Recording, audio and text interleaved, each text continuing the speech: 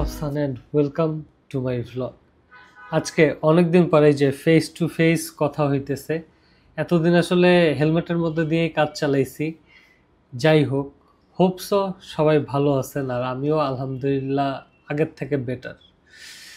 যাই হোক, আজকে যেই টপিকটা নিয়ে কথা বলবো টপিকটা খুবই সিলি একটা ম্যাটার, বাট জিনিসটা হইলো এই যে আমি 3 থেকে 4 মাস আগে একটা হেলমেট কিনছিলাম, যেটা অলমোস্ট আমার চ্যানেল যারা দেখে তারা সবাই জানে।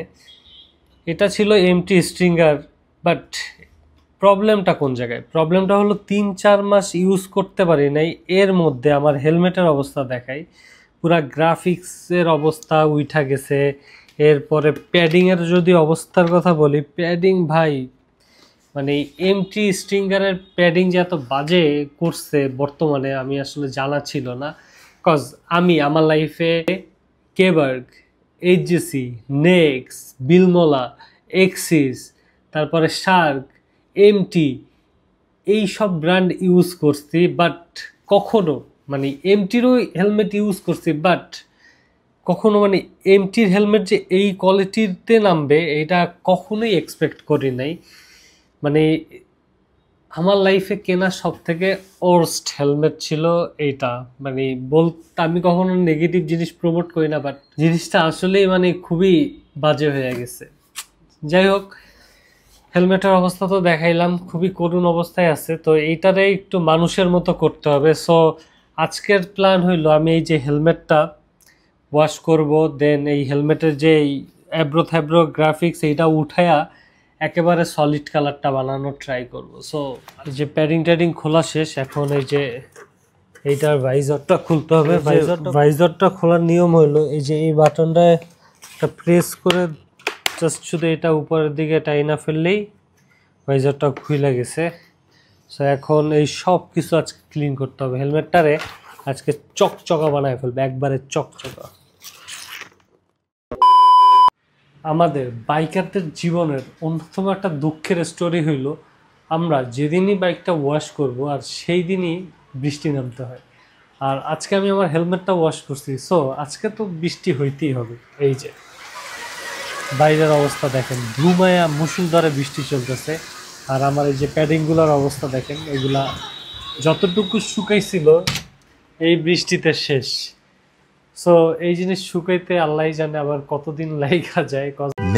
Many unbearable moments later. Hello, কি অবস্থা সবার? অনেকদিন পরে যে এই ককপিটে বৈশা কথা বলতেছি। অবশেষে আমি আমার হেলমেটটা মোটামুটি একটু পলিশ করছি। এই ভিউতে কথা বললে আসলে খুব একটা শান্তি নেই। ওয়েট, হ্যাঁ এই যে এই ভিউটাই ঠিক আছে, পারফেক্ট। বাই দ্য ওয়ে, এই যে আমার হেলমেটটা তাকায় দেখেন এখন কি সুন্দর এই ভিউ সব কিছু একদম টপ নচ। আর যদি আমার এই যে এই বর্তমান যে লুকটা দেখতেছেন, এই লুকটা দেখা মানে সারপ্রাইজ হওয়ার কিছু নাই। বেসিক্যালি আমি এখন যাইতেছি আমার একটা জব ইন্টারভিউতে। আমার জীবনে আসলে যেগুলো আমি করতে না চাইছি ওইগুলাই আমার ঘুরা ফিরা করাইতে হয়েছে। আমি জীবনে এক্সপেক্ট করি নাই আমি চাকরি বাকরি করবো। Now I am a corporate guy. আর এখন আরেকটা জবের ইন্টারভিউর জন্য যাব, যদি বেটার অপরচুনিটি পাই, so why not. So let's গো।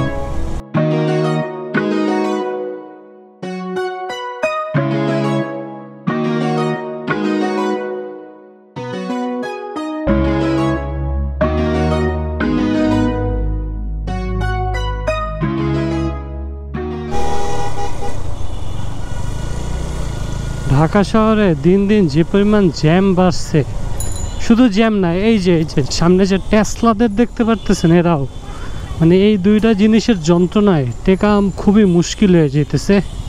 সাবাস।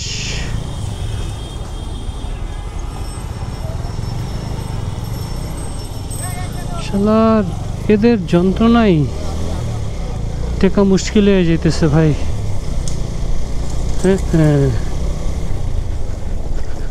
হায় রে, ধানমন্ডি 32 কি অবস্থা, ধ্বংসযোগ্য। যাই হোক, যেই টপিকে ছিলাম সেটা হলো জীবনে অনেক কিছু করতে চাই নাই, যেমন কর্পোরেট অফিসে জব করার কোনো ইচ্ছাই আমার ছিল না, বাট আলটিমেটলি আমি এখন কর্পোরেট জব করি। জীবনে বিয়ে করতে চাই নাই, এখন বউ নিয়েই ঘুরতেছি। লাইফ ইজ সো আনপ্রেডিক্টেবল ভাই, মানুষের লাইফ কখন কীরকম কোন জায়গায় কি ঘটবে নো ওয়ান নোজ। শালার অবস্থাটা দেখছেন, মানে একে তো রাস্তায় ডিস্টার্ব এই টেসলাগুলা, তার মধ্যে আবার পিছনে কি একটা নিয়ে নিছে।